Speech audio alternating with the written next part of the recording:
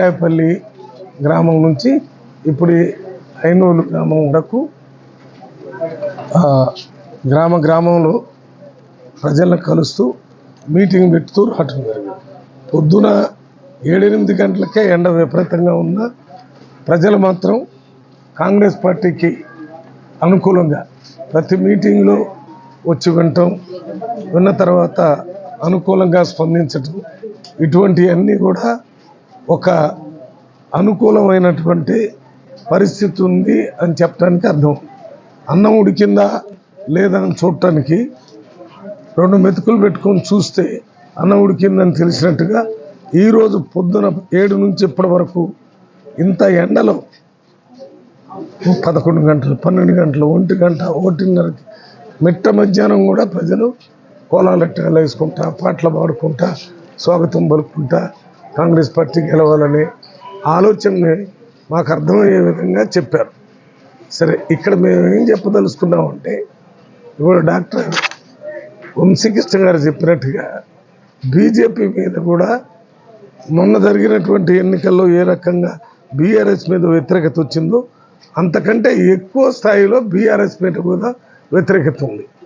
BRS అంటే BJP అంటే అది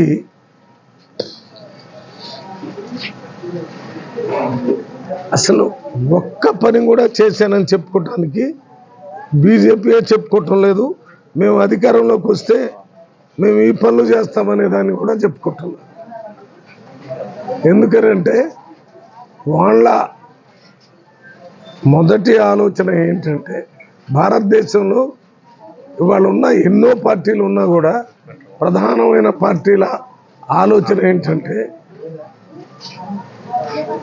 ఐడియాలజీ ప్రకారం చూస్తే Congress party secular party, Congress party socialist party, Congress party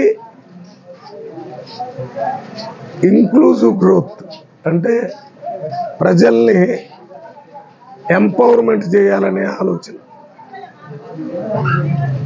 అదే మీరు ఒక్కసారి ఐడియాలజీ వైజ్ బీజేపీని చూస్తే, BJP non secular party. Non secular అంటే తెలుగులో లౌకిక పార్టీ, దానికి వ్యతిరేకమైన పార్టీ.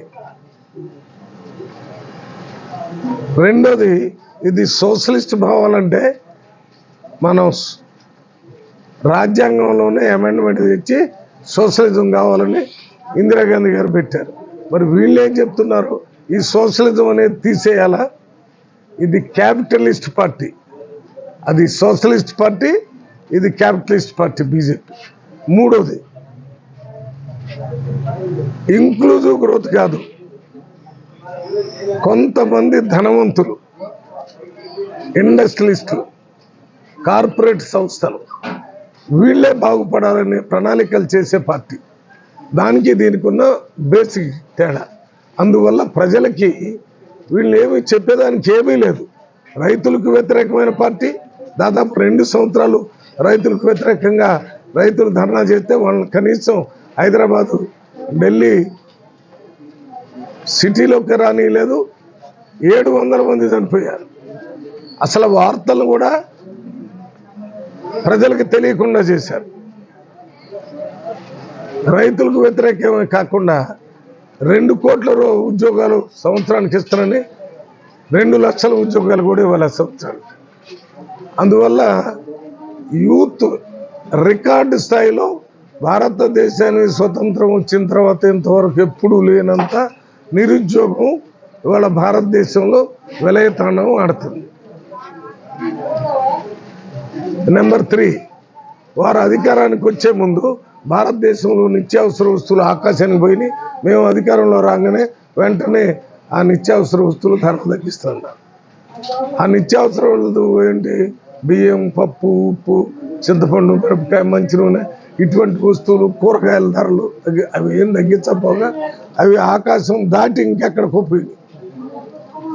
అంతేకాకుండా కాంగ్రెస్ పరిపాలన చేసేటప్పుడు ఉన్నటువంటి పెట్రోల్, డీజిల్, గ్యాస్ ఈ మూడు సామాన్య ప్రజలకి రైతులకి అసలు అందకుండా చాలా పెద్ద పైకి పోయింది. ఇక ఇండస్ట్రియల్ డెవలప్మెంట్ కానీ ఉద్యోగ కల్పన కానీ పేపర్ మీద చెప్పడానికి మాత్రమే పనికొచ్చింది. స్టార్టప్ అని మేక్ ఇన్ ఇండియా ఇవన్నీ పేపర్కే పనికొచ్చినాయి తప్ప ఎక్కడ ఏం లేదు. ఇంకొక ఘోరమైన విషయం ఏంటంటే ఎవరికి వాళ్ళ పార్టీలో ఉన్న మినిస్టర్లకి వాళ్ళకి కూడా తెలియకుండా ఒక ఫైన్ మార్నింగ్ మొత్తం నోట్లు రద్దు చేసామని చెప్పారు. ఆ నోట్లు రద్దు చేసినప్పుడు చెప్పిన 2 పాయింట్స్. ఒకటి, నక్సలైట్లకి ఈ నల్లధనం అందుతుంది, అది అందకుండా చేయాలని. రెండోది, ఈ దేశంలో ఉన్న నల్లధనాన్ని బయటికి లాగి పేద ప్రజల అకౌంట్లో 15 లక్షలు వేస్తున్నాడు. బయట స్విట్జర్లాండ్లో ఉన్న డబ్బులు ఎత్తున్నాడు ఈ నల్ల.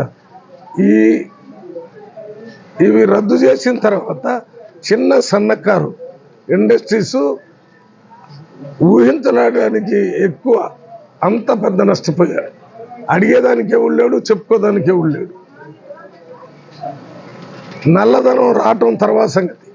దేశంలో బడా వ్యాపారస్తుల దగ్గర ఉన్న కార్పొరేట్ సంస్థల్లో ఉన్న నల్లధనాన్ని వాళ్ళందరూ ప్రభుత్వ సహకారంతో తెల్లధనంగా మార్చుకున్నారు.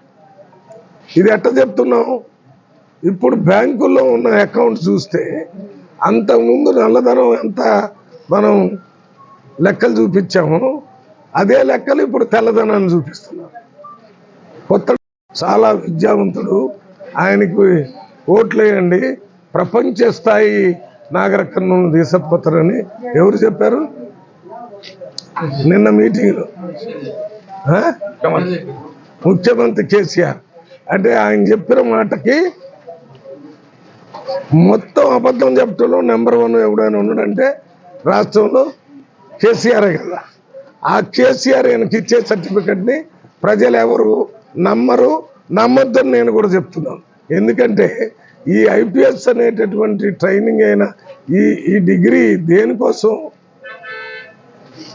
ప్రజల్ని పోలీసుల ద్వారా, అంటే పోలీసు వ్యవస్థలో రెగ్యులేట్ చేసి కంట్రోల్ చేయడానికి ఆ కోర్సు పాస్ కావటం, దాంట్లో ప్రత్యేకంగా ట్రైనింగ్ ఇచ్చారు.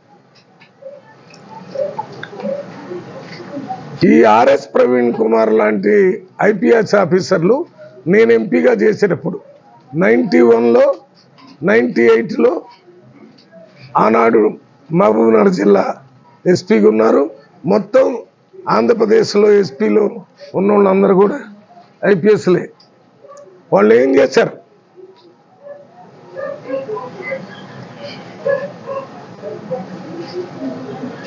ఈ ఐపీఎస్ల డైరెక్షన్తోనే పోలీసులు ఎన్కౌంటర్ చేశారు.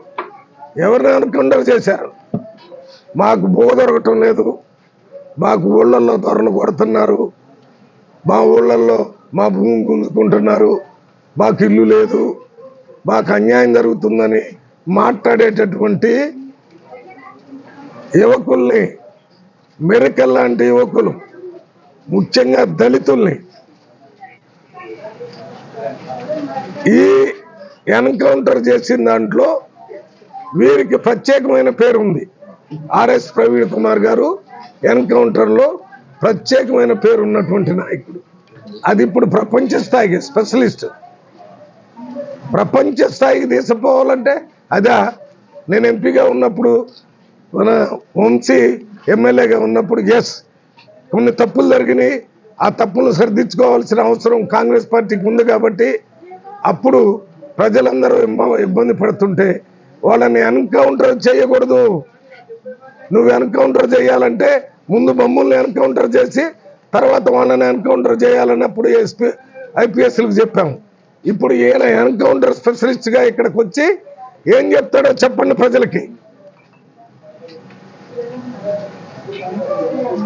నువ్వేదో residential SC social welfare residential హాస్టల్స్లో ఆయన కాంగ్రెస్ పార్టీ ఇచ్చారు ఆయనకి ఆ పదవి. ఎస్సీల్లో పుట్టి ఐపీఎస్ వరకు చదివాడు. ఈయనేమన్నా వాళ్ళకు ఉపయోగపడతలేమని ఆయన ఏం చేశాడు? ప్రభుత్వ సహాయంతో, కేసీఆర్ సహాయంతో కేసీఆర్ ఆర్ఎస్ రావు ఇద్దరు కలిసి ఒక ప్రైవేట్ ఆర్మీని తయారు చేశారు. ఆ ప్రైవేట్ ఆర్మీ పేరేంటి? ఎవడైనా చేస్తారా? ఐపీఎస్ ఆఫీసరు సోషల్ వెల్ఫేర్ హాస్టల్లో స్క్వార్ హౌస్ను తయారు చేయమని ఎక్కడైనా రాజ్యాంగంలో అవకాశం ఉందా? రాజ్యాంగానికి వ్యతిరేకంగా కేసీఆర్ సలహా ప్రకారం ఆ రోజు ఈ స్క్వార్ హౌస్ను తయారు చేసి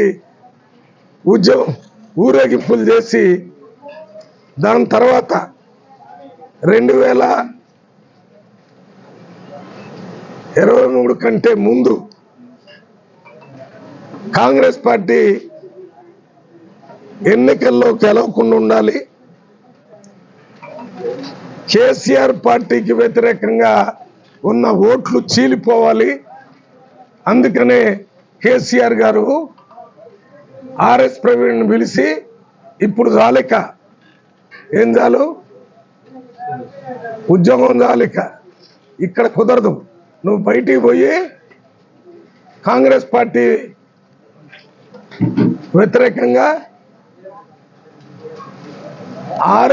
మన కేసీఆర్ కి వ్యతిరేకంగా మాట్లాడు, ప్రజలు నమ్మి నాకు వ్యతిరేకంగా వచ్చేటటువంటి ఓట్లు నువ్వు పెట్టే బీఎస్పీ పార్టీకి పడతాయి కాబట్టి నువ్వు బీఎస్పీ పార్టీలో ఉండి రోజు రోజు కేసీఆర్ని తిట్టారా? ఇక్కడ ఎంత 1 2 3 4 5 6 7 8 మంది ఉన్నారు, అందరికీ తెలుసు కదా. తిట్టాడా లేదా? ఎట్లా తిట్టాడు? ఆయన ఒక నియంత, ఆయన ఒక దొర, ఆయన రాజు పరిపాలన, ప్రజాస్వామ్య పరిపాలన. ఎట్లా తిట్టమంటే అట్లా తిట్టాడు. కేసీఆర్ గారు నన్ను తిట్టు, లేకపోతే నా మీద ఉన్నటువంటి వ్యతిరేకం ఉన్నోళ్ళు నీకు ఓటేయరు, కాంగ్రెస్కి వేస్తారని చెప్తే ఆయన ఇష్టం వచ్చిందట్టు నిన్న మొన్నటి దాకా తిట్టాడు. పేద మామూలుగా దళితులు, ఎస్సీలు, ఎస్టీలు, బీసీలు, బహుజనులే కదా బీఎస్పీ పార్టీ అంటే, బహుజన సమాజ్ పార్టీ, వాళ్ళందరూ ఈయన నమ్మారు. బురక పెట్ట ఉంటుంది కదా, బురక పెట్ట తెలుసా? కేసీఆర్ ఒక బురక పెట్ట పట్టుకొని బురక పెట్టలు పట్టేటటువంటి ఒక వేటగాడు. ఆ వేటగాడు ఈ ఆర్ఎస్ ప్రవీణ్ కుమార్ అనే బురక పెట్టను పట్టుకున్నాడు. ఏం చేస్తాడు? బురక పెట్టలుగా పట్టుకోవడానికి పోయినోడు దీన్ని బుట్టలో తీసుకొని పోయి అడవిలో ఒక దగ్గర, పొలాల్లో ఒక దగ్గర ఈ బురక పెట్టను వదులుతాడు. ఈ బురక పెట్ట అరిసిద్ది, అరిస్తే అన్ని బురక పెట్టల్లో తినటానికి వస్తాయి. అడవలేస్తాడు, ఆ వల్ల బురక పెట్టలన్నీ పడతాయి. అయితే అన్ని బురక పెట్టల్ని పట్టుకొని ఆడు పట్టుకున్న బురక పెట్టను మాత్రం మళ్ళీ బుట్టలో పెట్టుకుని తక్కిన అన్నింటినీ కోసి అమ్మేస్తాడు. ఇప్పుడు మన ఆర్ఎస్ ప్రవీణ్ కుమార్ని బురక పెట్టలాగానే బీఎస్పీలో ఇంతకుముందు ఎట్లయితే కాంగ్రెస్కి వ్యతిరేకంగా చేయాలన్నాడో ఆయన్ని బీఎస్పీకి రిజైన్ చేయించి ఒక్క రోజులోనే చర్చలు లేవు, మాట్లాడటం లేదు.